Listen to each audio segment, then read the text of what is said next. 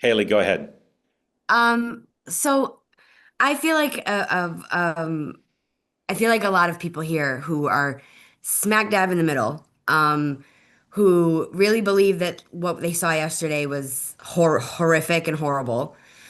I have questions though, and I don't know so much if it's about the questions of the exact instance that happened, which is could be debated from both sides, and I do really see where the officer was panicked, and this is what he like. This is my interpretation of just this is what he thought he needed to do to save his life, and I can also see where the driver herself was panicked and she tried to flee. I mean, that's from my eyes, from my four eyes that I have here. That's what I saw is two people who were very panicked.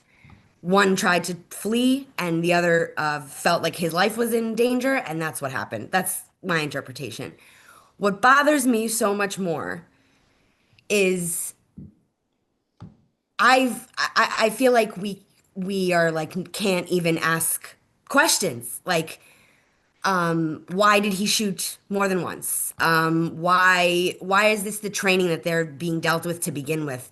To me, regardless of if it's valid or not, the amount of cases that we see where cops are using force, deadly force, is a question that I think that is okay to be asked. I think that we can ask questions on is the training that they're going through legitimate? Is it something that we need to be doing in every single case? Like my entire like again, very, very tragic, and I can see where everybody comes on and lands on one side of the aisle, but I don't understand why we're jumping on top of people who have questions about this, why we're condemning people who think that the officer was heroic. Like it's it's very easy to say that this wasn't murder, and it's very easy to say that this wasn't you know he was 100% justified and he's going to Yep. be fine and like there's Okay. so Oh, that's just where I okay. am. Very good. Thank you for that. Larry, thoughts? Thank you. I appreciate that, Haley. And I don't think that I agree she panicked. I think she did panic. I think she wanted to get out of there. I don't think he panicked. I think the police officer acted professionally. And the answer to your question, why did he fire more than once? That's what they're trained to do.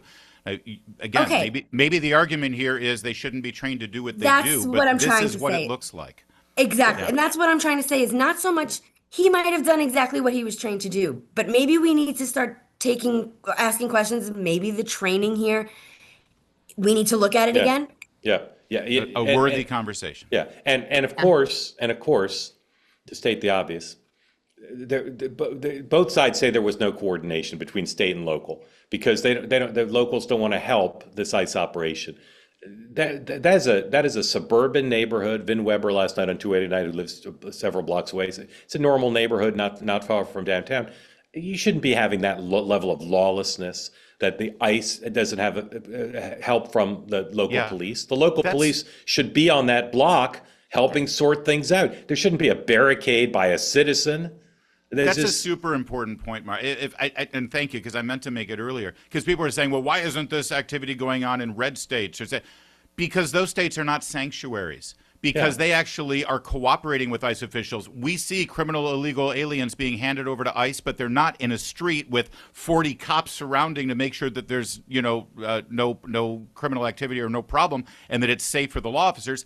In those states, the criminals are handed over in the county jail because they haven't declared themselves a sanctuary state or a yeah. sanctuary city If like if there Minnesota was is. I don't know what ICE was doing. Again, there's more unanswered questions. Why was ICE in that neighborhood? What was their actual mission yesterday? But if an ICE presence of people with weapons showed up on my block in Manhattan, I would want there to be New York City cops there, even if the mayor of New York City didn't agree that I should be there. And it's not a total hypothetical because they could come here, and my mayor probably wouldn't send local cops, but I hope he would, and I hope that ICE would reach out. Yesterday, in that evening event that the secretary had, she said she talked to the governor.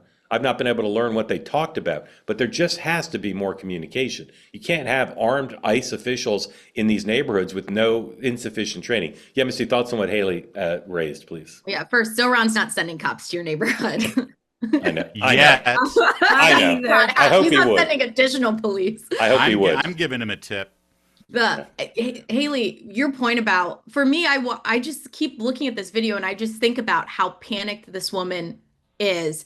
And I really do hate the narrative that she was an agitator, that she hated. We don't know if she absolutely hated ICE. I think it was a woman that, look, I gotta say too, y'all, I'm shocked that a 37-year-old white woman in a Honda Pilot was shot by law enforcement officers. That to me was wild in the first place. When I saw the video of it being shot, I was like, oh wow, okay. I just think it was a suburban woman living in this neighborhood who obviously didn't want ICE there, but not in a way to inflict harm on them. So We don't know. Do we know that she lives in that neighborhood? No, we don't. I don't think Lives in the she area. does. But I we do don't. take, we I don't do know. understand We don't know where why you're, she was there.